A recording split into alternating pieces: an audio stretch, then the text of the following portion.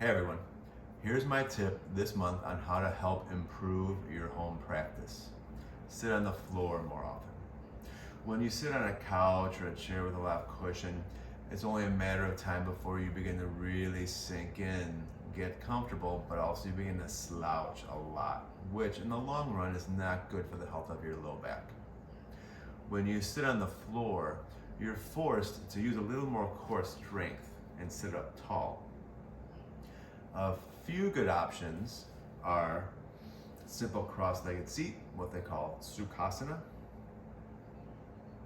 You can stretch your legs forward into what's often called Dandasana or staff pose.